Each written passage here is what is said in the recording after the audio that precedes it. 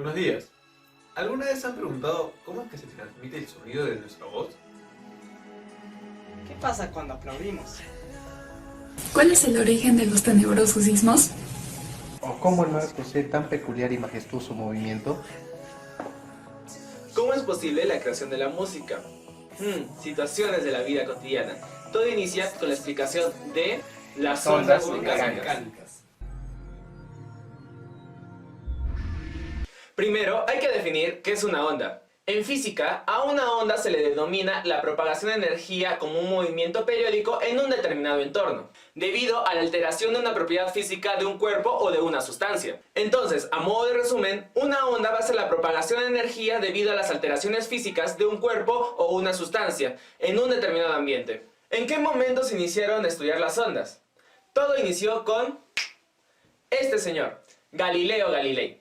Cuando se encontraba en su vivienda, pudo observar que una lámpara se movía de forma peculiar y pensó, ¿cómo es posible dicho movimiento? ¡Boom! Nació el estudio de las ondas. Este científico, con ayuda de un péndulo, pudo determinar que las vibraciones generadas por una fuerza externa pueden generar un movimiento periódico. ¿Y cuál es la importancia de esto? En un péndulo, el cuerpo que está sujeto va a comenzar a oscilar. Es decir, que se va a mover de un lado a otro, siempre pasando por una misma posición, a la cual denominaremos punto de equilibrio. Exacto, el punto de equilibrio va a hacer referencia a esa posición en la que el cuerpo sujeto no va a ser afectado por ninguna vibración de una fuerza externa. Cada vez que el cuerpo pase por esa posición va a dar origen a uno de los elementos más importantes de una onda. Ese elemento hace referencia al tiempo en la que una onda va a demorar en completar un ciclo, al cual denominaremos periodo. Estando en este contexto, ¿qué es una onda mecánica? Las ondas mecánicas son alteraciones de las propiedades mecánicas de un medio material, el cual se dispersa en el entorno. O, en términos más sencillos, las ondas mecánicas son un movimiento de un tipo de materia a través del espacio, siempre y cuando utilicen un medio material, ya sea líquido, sólido o gaseoso. Miren, esta será la forma específica de las ondas mecánicas. Constantemente tendrá tan peculiar movimiento. Pero, ¿qué más podemos hablar sobre las ondas? ¿Qué te parece si hablamos de sus propiedades? Suena bien. ¿Qué te parece si empezamos con la reflexión de ondas? La reflexión se produce cuando una onda experimenta un cambio de dirección al impactar con un objeto. Como cuando el Cuto hizo la de Ronaldinho, ¿no? Guadalupe se la va a dar a Bacle, creo. Guarda. No. La onda que se dirige hacia el objeto se denomina como onda incidente, y la que se aleja luego de haber impactado se denomina como onda reflejada. El ángulo formado por la onda incidente será el mismo formado por la onda reflejada luego de impactar, generando así lo que yo denomino como una V perfecta. ¿Una V? Sí, ya que si trazamos una línea vertical justo en la mitad de la V, tendremos dos ángulos completamente iguales. Otra propiedad es la refracción de ondas. La refracción es el cambio de dirección y de velocidad de una onda al pasar de un medio a otro, la cual posee tres elementos: rayo incidente, rayo refractado y línea normal o perpendicular a la superficie. En la siguiente imagen, en donde la flecha azul es la velocidad 1 y la flecha roja la velocidad 2, generando la relación que aparece en pantalla respecto a sus ángulos. obvio, pero ¿qué otras propiedades hay? Creo que sí. Falta alguna. Papá, te falta hablar de la difracción y la interferencia. Cierto. ¿Cómo no te pudiste acordar? Es que quería saber si Adrian se sabía las demás propiedades. Entonces yo hablaré de lo que son la interferencia de ondas. El momento en que dos ondas coinciden en un punto y estas van a copiar sus elementos. Esto se le llama interferencia. Una explicación más clara sería que cuando se sueltan dos cuerpos en un fluido, estos por su caída forman ondas y estas tendrán el mismo periodo y velocidad. Pero, ¿y la amplitud? A eso íbamos. Existen dos tipos de interferencia: la constructiva y la destructiva. La constructiva actuará cuando las amplitudes son diferentes. Esta unión de las amplitudes será la resultante. Por otro lado, la destructiva destruirá la onda en sí al tener una amplitud similar. Irá poco a poco desvaneciéndola. Genial. Y ahora hay que hablar de la Difracción de ondas. Exacto. La difracción de ondas se produce cuando una onda se está desplazando y choca con un obstáculo y lo rodea para continuar su paso. Esas propiedades son consideradas para el cálculo de fenómenos naturales en la superficie terrestre, además de la explicación de la realidad del movimiento de los objetos. Claro.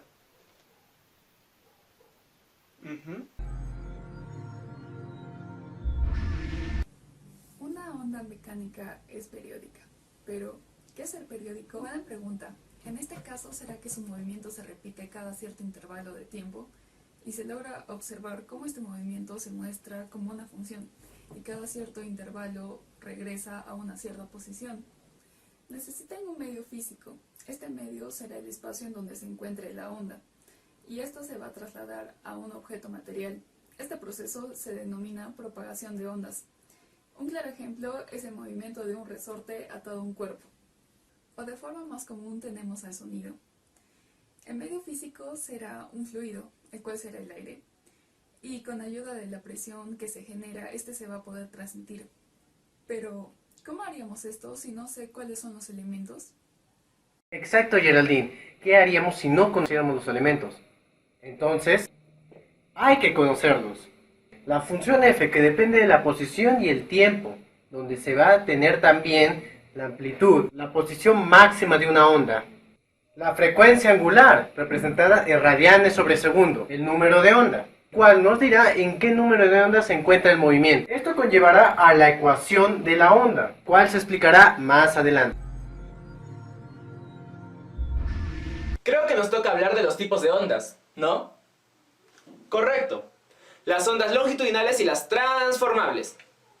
No, las ondas longitudinales y las transversales. Claro, es lo que dije. Bueno, iniciemos con las ondas longitudinales. Este tipo de ondas hace referencia a todas aquellas cuyo desplazamiento va a ir a la misma dirección que su perturbación. Interpretando lo que dijiste, podría decir que una onda longitudinal podría ser, no sé, ¿el sonido? Muy bien, el sonido es un claro ejemplo de una onda longitudinal.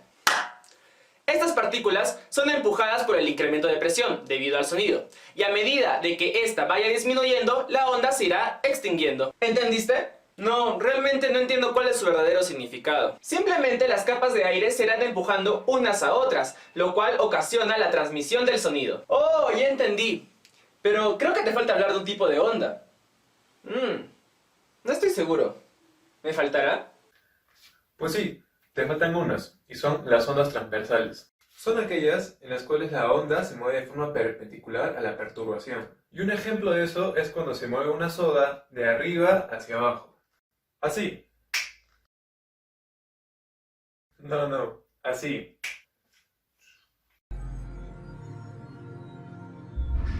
Hasta ahora existen tres direcciones que pueden tomar las ondas mecánicas dependiendo de la dimensión que se propague. Primera, unidimensional. Como su propio nombre lo dice, se encuentra en una sola dimensión. El ejemplo más claro que podemos tener es el péndulo. Si dibujáramos un eje, nos daríamos cuenta de que pasa ida y vuelta por este mismo. Bidimensional. Es cuando se propaga en dos dimensiones, o sea que se propaga en la superficie. Un ejemplo claro que podemos tener es cuando se deja caer un objeto sobre el agua. Este mismo creará una especie de remolinos. ¿Y qué son esos remolinos? Son las ondas mecánicas. Espera, falta algo. La más importante, la tridimensión esférica. Pero, ¿por qué esta denominación? Simple, porque la transmisión de estas ondas va a formar una esfera. Va a ir en todas direcciones de manera uniforme. Por ejemplo, si aplaudo. ¿Me escuchas? Sí. Exacto. El sonido se mueve en toda dirección, y esto permite la captación de este mismo, generando un movimiento uniforme. Para determinar el comportamiento de una onda es necesario ver su movimiento. Es por ello que realizaremos un pequeño esquema. Empecemos.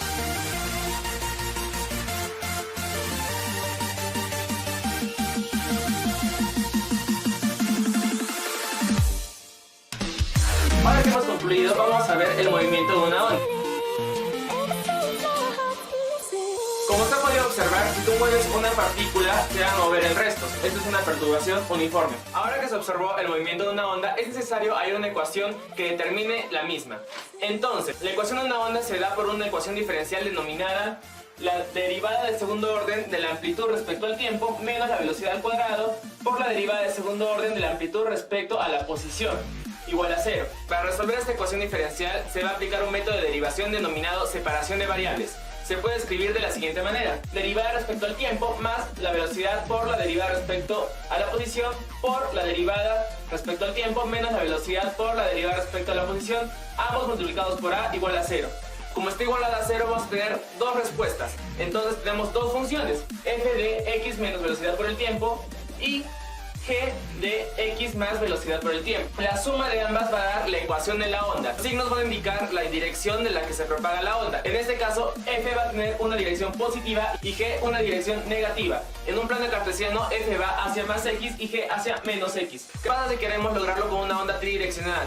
Se debe reemplazar la derivada respecto a x por un operador diferencial denominado operador laplaciano, el cual se denota de esta manera. Como es una onda tridireccional o esférica, va a depender de tres elementos principales para su posición: el radio, θ, que va a ser el ángulo que va a indicar la colatitud de la esfera, y alfa, que va a ser el ángulo azimutal. Cabe recalcar que θ va de 0 a pi y alfa va de 0 a 2pi. Entonces el operador laplaciano se denota de esta manera, donde la derivada es respecto al radio, derivada respecto a θ y derivada de segundo orden respecto a alfa. Este operador laplaciano va a reemplazar este elemento. Entonces tenemos que la velocidad al cuadrado por el operador laplaciano es igual a la derivada de segundo orden de la amplitud respecto al tiempo. Esto genera una onda tridimensional. Vamos a hacer un pequeño experimento para entender un poco más sobre la velocidad de ondas y el desplazamiento de las mismas. We'll go through the wastelands, through the highways, and on we'll go. ¿Vieron lo que sucedió? Sí, pero ¿cómo fue posible? Lo que sucedió fue que el globo, al contraerse, provocó una perturbación, generó una onda, la cual se canalizó por el tubo. En el tubo, esta onda provocó que las partículas de aire choquen unas con otras para así poder llegar de un extremo del tubo al otro. Claro, tiene sentido. ¿Pero por qué no se apagó el primer intento? Pues porque la velocidad no fue la suficiente para poder apagarlo. Pero, ¿cómo se puede hallar la velocidad de una onda? Pues hay varias formas, y cada una depende del medio en el que la onda se propague. En el caso del aire, depende de la temperatura, la densidad, la presión o la cantidad de humedad. Suena complicado. Por ello mejor analizaremos la velocidad de onda en una cuerda, en donde solo depende de la tensión y de la densidad lineal de la misma. ¿Cómo influye este tema en nuestra carrera? En el análisis estructural, cabe recalcar que en este tiempo se necesita que las estructuras sean antisísmicas. La corteza terrestre constantemente soporta este tipo de ondas, por lo cual se necesita hacer un estudio tanto físico y geológico para mejorar constantemente la construcción. Los terremotos son ondas superficiales que actúan de forma paralela o perpendicular a la corteza. Este señor propuso su teoría de las ondas Rayleigh, las cuales están muy relacionadas con los sismos y movimientos telúricos o terrestres, donde la amplitud máxima decaerá en función de la profundidad, dando así la magnitud del sismo. Estas ondas también son llamadas o denominadas el rodillo terrestre, el cual representará el movimiento del suelo. Las ondas de Loeb se desarrollarán en un medio elástico dividido en capas. En este caso es el planeta, las cuales actuarán perpendicularmente a la dirección de la propagación. Para finalizar, las ondas primarias en la capa terrestre entran en la clasificación de longitudinales, cuando la superficie terrestre se encuentra dilatada. Y por otro lado, las ondas secundarias se producen cuando los sismos actúan perpendicularmente a la dirección, es decir, el suelo se eleva. Estoy investigando. Las primeras son compresiones de las rocas que forman la placa tectónica. Por otro lado, las S son transversales. ¿Esto qué significa? Que influyen de forma perpendicular a las placas, afectando su volumen. En estas imágenes se puede observar cómo ambas ondas modifican el volumen de las placas. y esta variación ocasiona un sismo complementado con las Rayleigh y Love. Imagínense no tomar en cuenta las ondas mecánicas que se ingeniería civil. Simplemente cualquier edificación con la teoría. Y chicos, ¿qué fue lo que aprendimos? Aprendí el origen de las ondas mecánicas y cómo éstas se encuentran constantemente en nuestra vida cotidiana. Existen diferentes tipos de ondas mecánicas y es interesante cómo se manifiestan en nuestra vida. Cada uno debido a su sentido de propagación, cómo se puede generar esta clasificación y representación. Para nosotros como futuros ingenieros es de suma importancia si queremos hacer obras de gran calidad. Y no solamente eso, sino la gran diversidad del tema, el cual posee muchísimos, pero muchísimos subtemas que influyen de diferentes formas en varias ramas profesionales. Proyecto cíclico.